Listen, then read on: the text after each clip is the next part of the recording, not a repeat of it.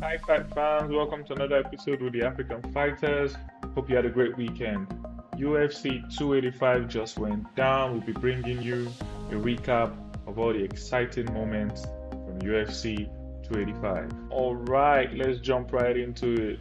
Jon Jones stepped into the octagon for the first time in 3 years against a matchup that most people thought was going to be its most difficult to date, and Johnny Bones Jones made it look easy. I, for one, was expecting a much tougher fight for Jon Jones, and to be fair, this was not really a very eventful fight. Early in the round, Cyril Gane had an illegal low kick to Jon Jones. He shrugged it off and said, "Let's go on." And then Cyril Gane went on to miss with a straight left. Jon Jones took him down, and that was the beginning of the end. Cyril Gane did not look comfortable on the floor at all, looked like he was panicking, and then he gave up his neck. Jon Jones took the guillotine, and almost immediately we had a tap from Cyril Gane. That was the end of the fight. If there was ever any question, if there was ever any doubt, Jon Jones with that performance has cemented his place as the greatest of all time in the UFC. After the fight, he was asked about an upcoming match against Stipe Miocic, to which he replied, "This is the UFC. The UFC always give the fans what they want." He also acknowledged the fact that Stipe Miocic is the greatest heavyweight of all time, and he says he wants that tag to himself.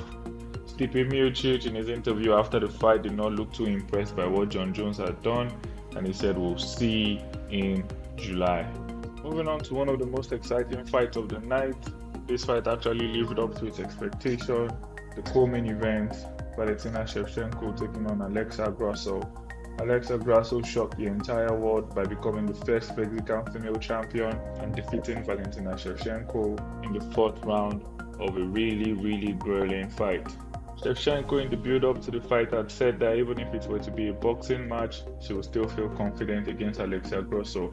As the fight started, this did not prove to be the case, as Grasso showed that she was clearly the better fighter on the feet and earned the respect of the champion in the first round, and then forced Valentina Shevchenko to rethink her strategy and take the fight to the floor. A lot of people gave round 1 to the challenger, and in round 2, Valentina Shevchenko came up with a new strategy, wrestling and grappling to good effect, as she turned the tides of the fight in her favor, winning round 2 and round 3 by the same strategy, taking Alexa Grasso to the ground and then wrestling her and controlling top position for most of the fight. Valentina Shevchenko showed her quality on the ground, beating her opponent to the next position in the grappling match and controlling the fight. And in round 4, just when Alexa Grasso was beginning to look visibly frustrated, some would say Valentina Shevchenko got a little bit overconfident. With her back against the fence with very little room to escape, she threw a spinning kick that did not connect and left her vulnerable.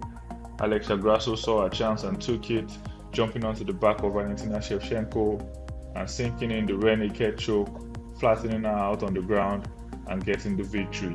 Shevchenko, in her post-match interview, immediately asked for a rematch. She said she knew she was winning the fight and that's why she deserves a rematch, and will be looking forward to it. Now moving forward to one of the most intriguing fights of the night, Dricus Du Plessis taking on Brunson. This fight was so entertaining to watch. Both men came into the fight poised, and the fight did live up to expectation. Dricus Du Plessis, who is known for his wild, unorthodox style, came into the fight and in round 1 immediately tried to show that. Brunson, on the other hand, who is an old head in the game, took advantage of Dricus Du Plessis swinging wildly and missing and took him to the ground. He controlled his top position for the rest of the round, proving to Dricus Du Plessis that if the fight did not stay on the floor, he had no chance of winning the fight. One of the funny highlights of the fight was both fighters trying to sink in foot locks on each other, ankle locks on each other at the same time. It was so funny to watch. Neither of them succeeded, and then the fight went on to the next round. Both fighters showed very little endurance in the fight, as they were wobbly and basically tired, and one would question their conditioning in the build-up for this fight. Both fighters connected with haymakers, showing very little defense, and in the last seconds of the second round, Brunson, who was physically exhausted, went to the ground on his own without even being taken down.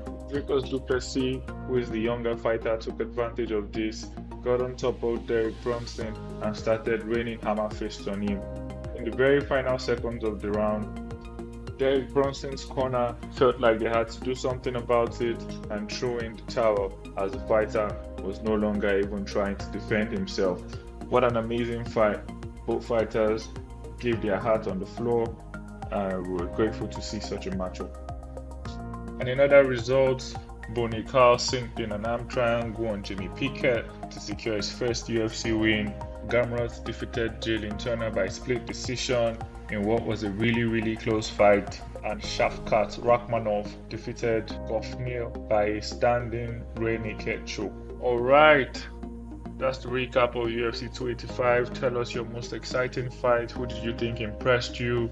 Leave your comment in the comment section. Don't forget to like and subscribe. Thank you very much for watching this video. See you next time.